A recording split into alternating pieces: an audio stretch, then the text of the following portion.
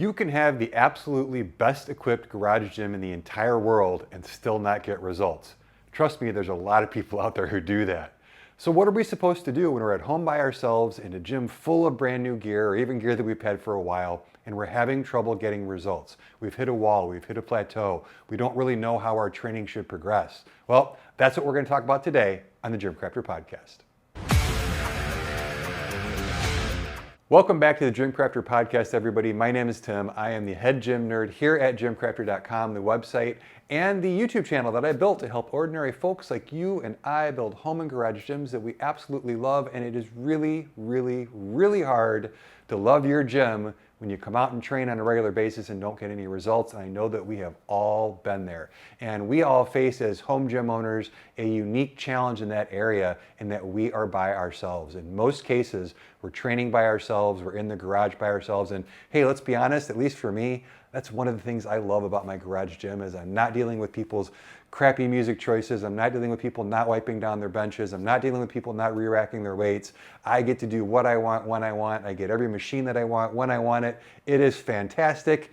But the problem is when you run into issues, there's nobody there to help you except for yourself. And while that's a good motto to live by in life, nobody's coming to rescue you except for you.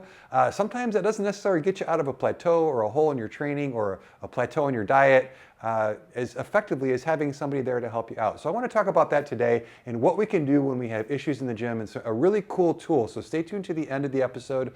I've got a tool that I've been using for years and years and years that I've adapted to training in the gym.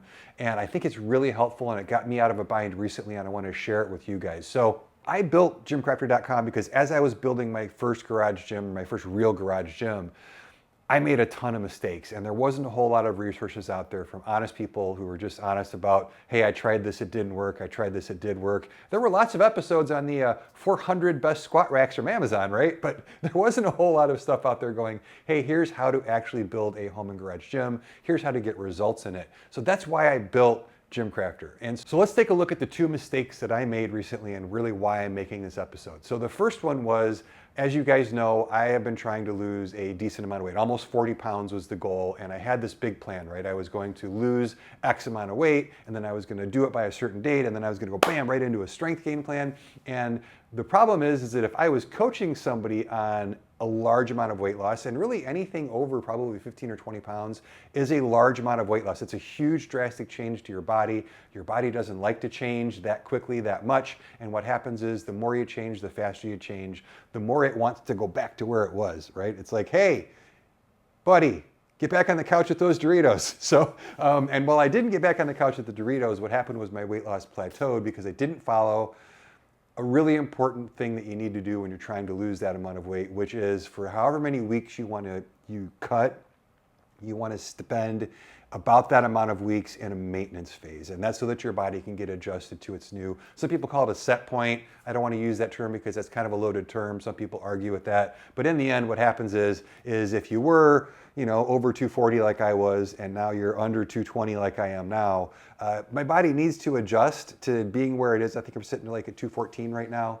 And I want to get down another 10 pounds. But before I can do that, my body really needs to spend some time living in the mid 2 teens before I make another cut.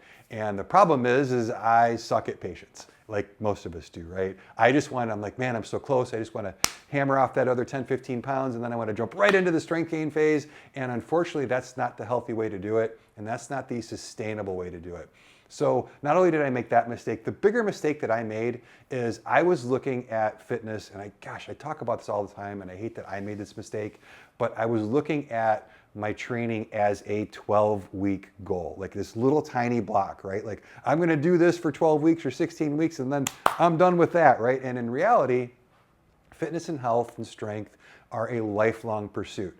There shouldn't be and I talked about it in the most recent podcast about goal setting. I had an output goal. In other words, my goal was a certain number on the body fat measurement instead of an input goal or set of input goals, which is do these behaviors. And I know based on past experience, I know based on helping other people, that if I do those inputs, that the output will take care of itself.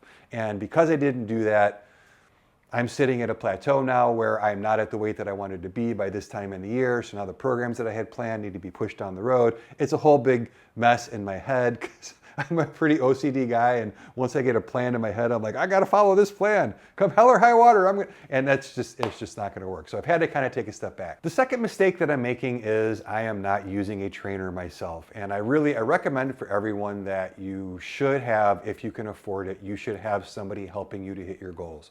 There's a bunch of reasons why you want a trainer. I'm not going to spend this episode trying to convince you to go get a trainer, but I am going to go over several of the benefits that I'm missing out on and that you're missing out on too. Look, if you can afford it, get a trainer. You cannot train yourself as well as somebody else can. Right now, I can't afford it, so I don't have a trainer. And that's, I know, a boat that a lot of us are in.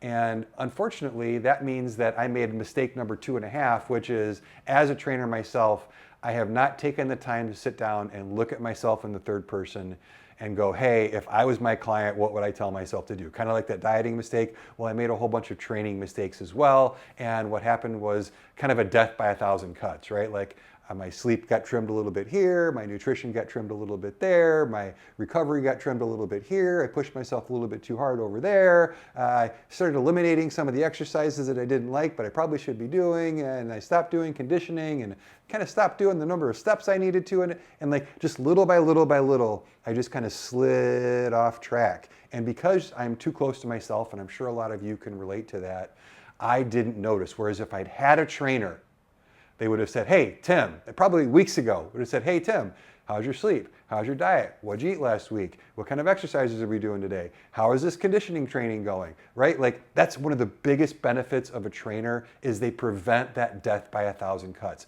There's that regular check-in, and this regular check-in is one of the big things I want to try and help you guys do who don't use trainers, to help kind of do it for yourself so that you don't wind up sliding down the slippery slope and then having to climb all the way back up. Another thing that a trainer does for you is there's a large amount of accountability that comes with the trainer, right? Whereas I'm pretty bad at holding myself accountable in a lot of cases, especially if it's something uncomfortable. I'm going to use a Dave Ramsey. If you guys know who Dave Ramsey is, one of the things he's famous for saying is that children do what feels good, adults devise a plan and follow it. And when I'm helping other people, I'm going to be the adult in the room, right? Here's the plan, I'm going to devise it, you're going to follow it, this is what we're going to do. When I'm doing it for myself, I'm like, yeah, but that plan doesn't feel good. Like, I don't eat vegetables, and I should. Like, that is a childish thing. Like Tim, you're an adult, you should eat some vegetables. I just really don't. I have to put a concerted effort into, when I'm at the grocery store, finding some vegetables that I'm actually going to like and I'm going to eat. And it's a weird example, but it's a way that I act like a child, right? And I know all of us do that in different ways. Bulgarian split squats are good for us, guys, but they don't feel good, right? A trainer is going to program them into your plan and make you do them.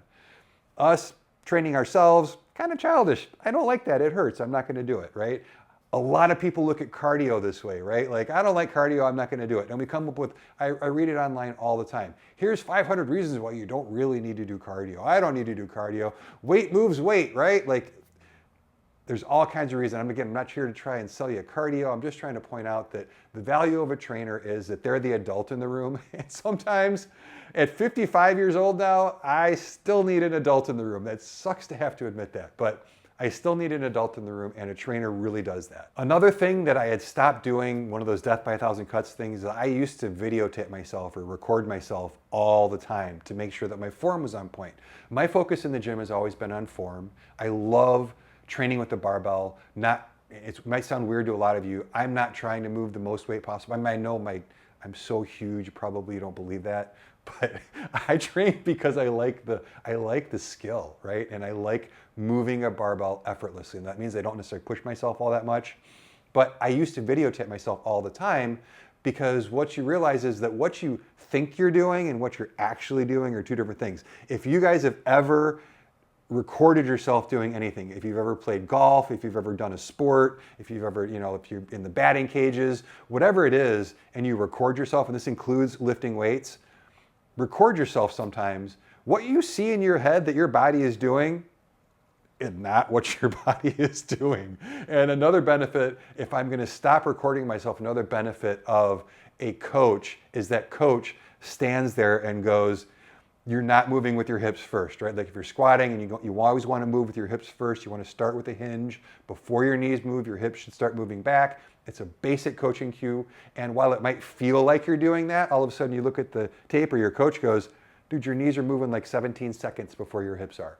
And so that's another reason why a coach is valuable, is they can see things, and they can see things that you not only you don't see, but that you can't see because you think you're doing the right thing and you're not. And the last thing that I love about a really good coach is just the accountability. Like they're not afraid, or they shouldn't be afraid, to call you on your BS, right? And unfortunately, it's really hard to call ourselves on our BS until it's too late. So those are some reasons that I'm missing a coach. Those are some reasons that if you aren't using a coach, you should use a coach. However, like I said, not everybody can afford a coach. Not everybody can find a good coach. Finding a good one is really, really hard. The person that you meet at the gym who can't keep a client longer than 3 months, probably not going to help you in a lot of these areas. A lot of the folks, as a certified personal trainer myself, I can tell you 100%, one of the organizations I got certified through, if I ran into a trainer and they were only certified by that organization, I probably wouldn't hire them. The ISSA is one of the people who I'm certified through, and it's an open book test. And you could take as long as you want. So you could literally order the book, put the book in front of you, fill in the multiple choice, and in 3 hours you've got a certification, which doesn't mean anything to anybody. So it's hard to find lots of people have the CPT letters after their names. It's hard to find somebody who actually knows what they're doing. So look, for a variety of reasons, a lot of us don't have coaches, and that's especially true of folks training at home in their garage gym.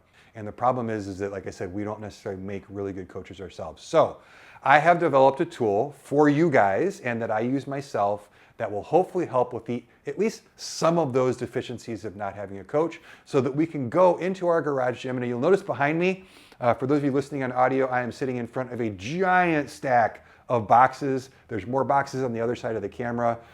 If you've been following the podcast for very long, you know that for a while, this gym was full of stuff that was put here because companies wanted me to review their stuff. Right now, I'm turning down 2 to 3 products a day that people want me to review because I am building the gym that I want to train in.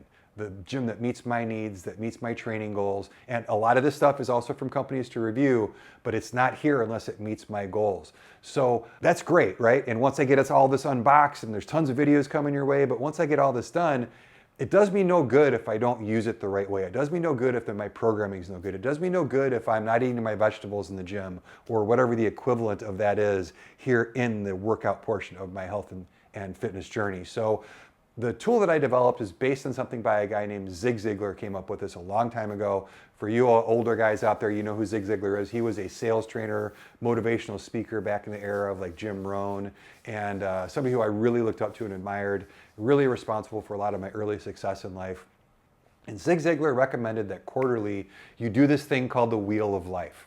Basically, the wheel of life is this. You take your life and you divide it up into 6 or 7 or 8 or 9, and you can Google Wheel of Life and you'll see a bunch of examples and into these different areas, right? Like your spirituality, your friendships, your family, your health, your work, your financial, whatever areas were important. And then you would sit down and you would rate yourself on a scale of 1 to 10 in each of those areas. And typically the reason it's called a Wheel of Life is you take those things, and each one of those things is a spoke on the wheel. And 0's in the middle of the wheel, and 10 is on the outside of the wheel.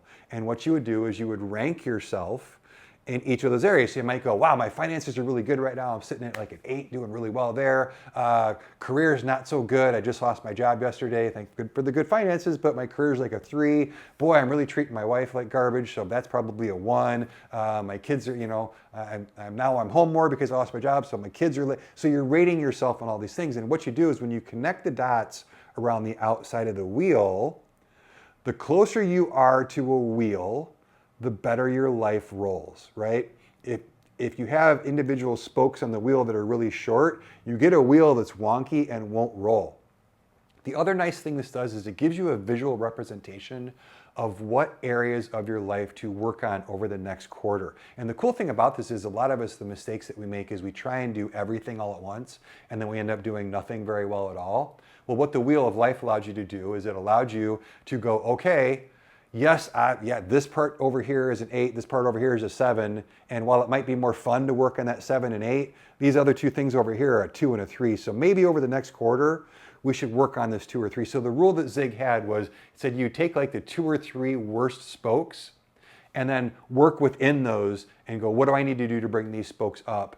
And then in a quarter, you would redo your wheel of life, and hopefully those spokes are longer and other ones will have fallen off, and you just continually work on your life that way.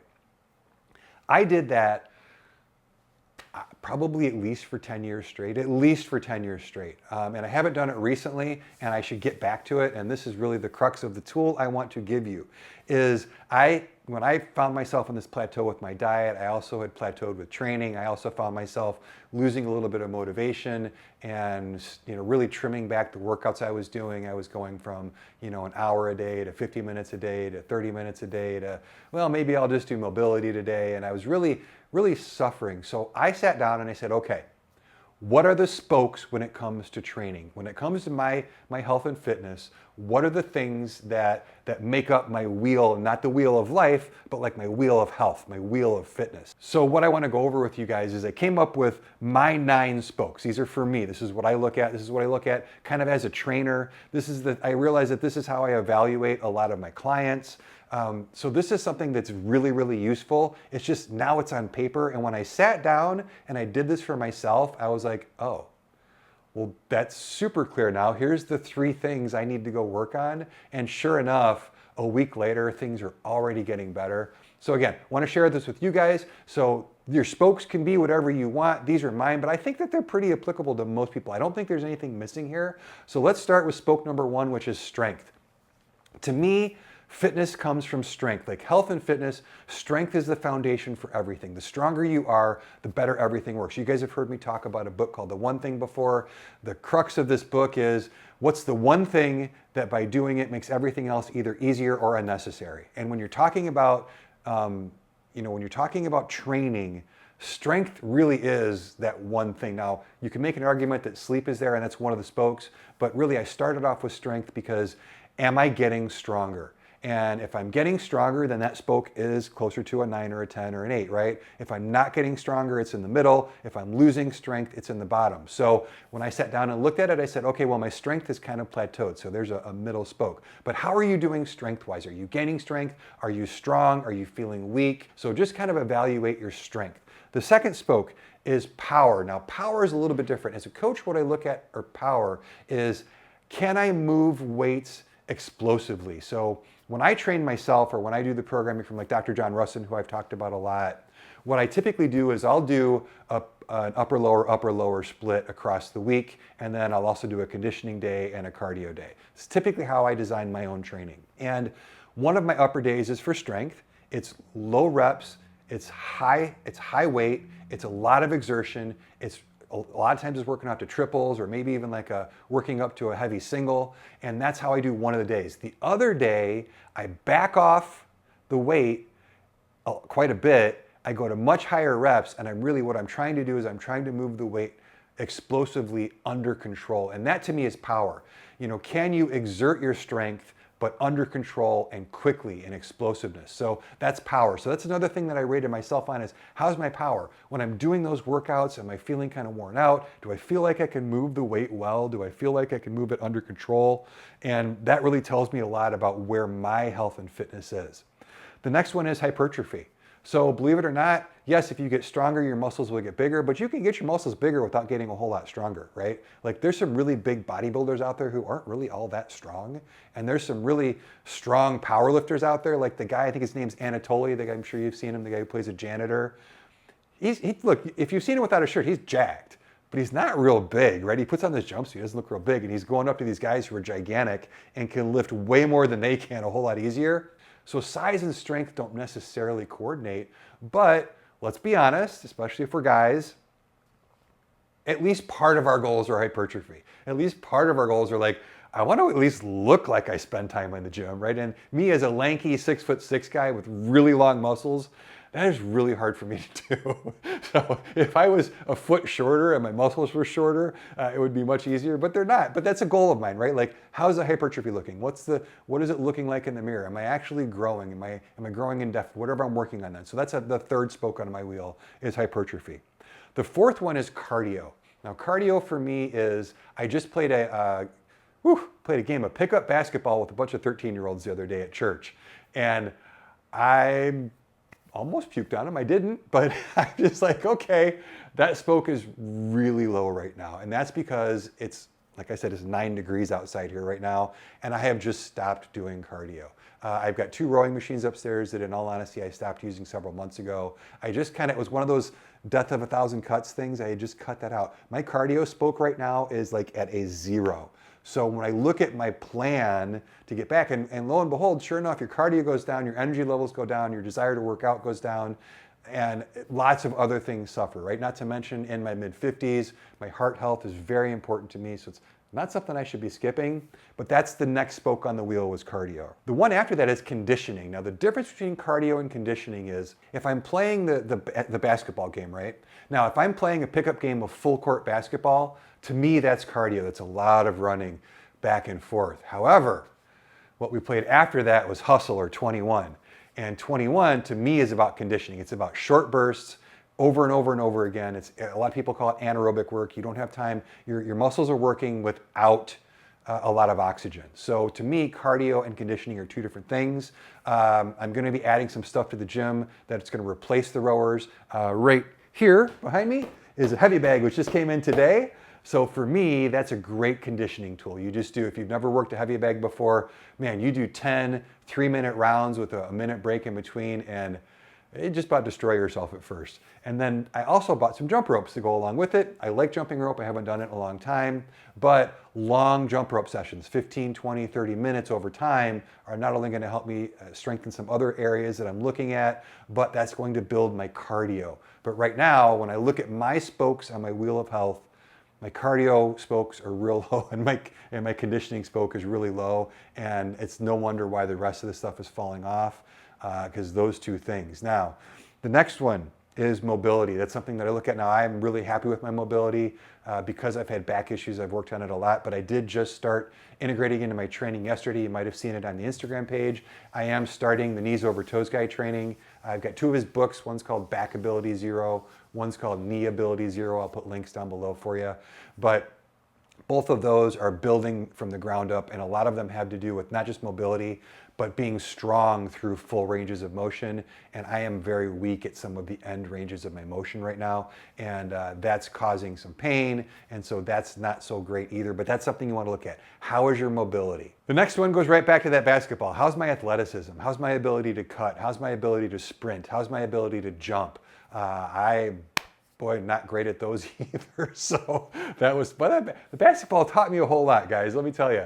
But it's something, if you guys are listening to one of the recent podcasts, I talked about this thing called Operation Calvin, which you guys will be hearing a lot about, because I'm going to talk about it a lot.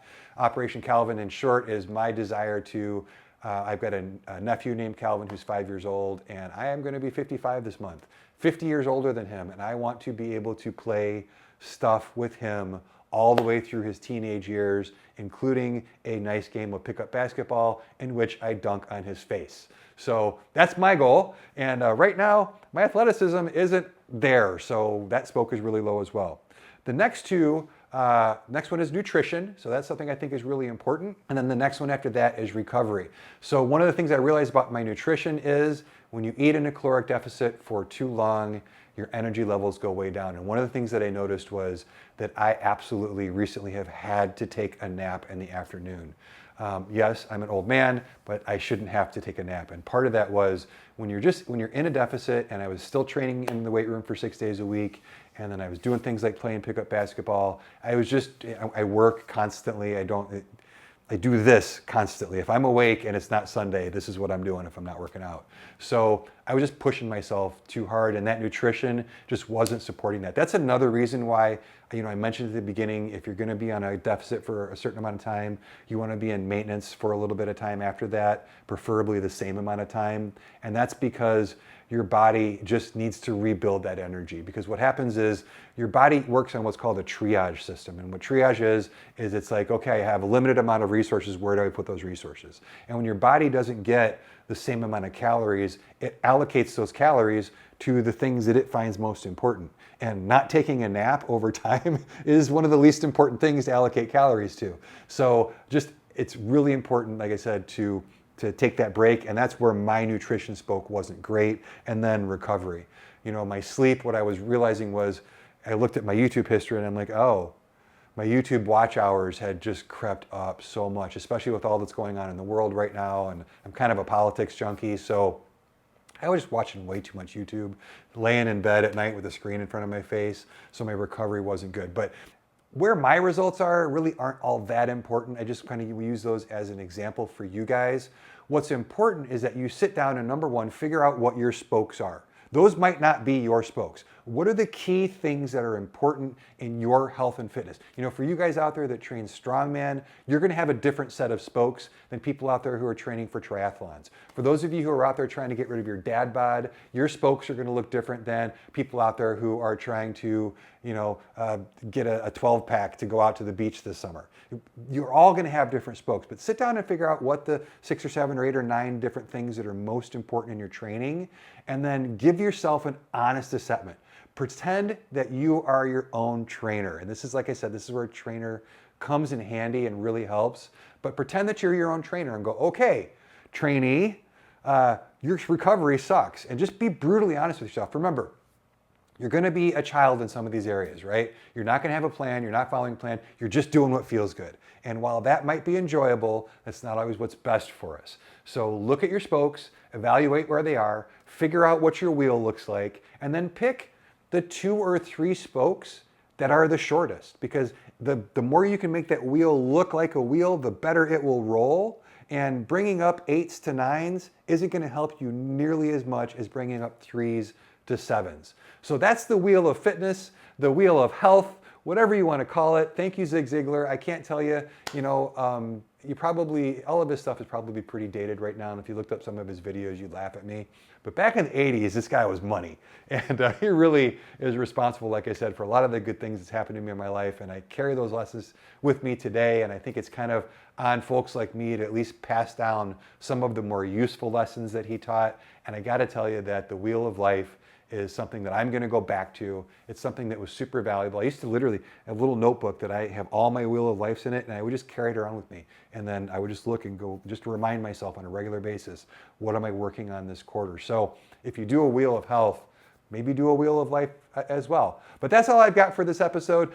Because my cardio and conditioning are so poor, the next couple episodes of the podcast are going to be all about adding cardio gear to your home gym. I'm going to do at least 2 episodes, if not 3. So be prepared for that. Make sure you're subscribed. Make sure if you watch this far and haven't liked the episode, make sure you hit that like button. And until the next podcast, I'm Tim with GymCrafter.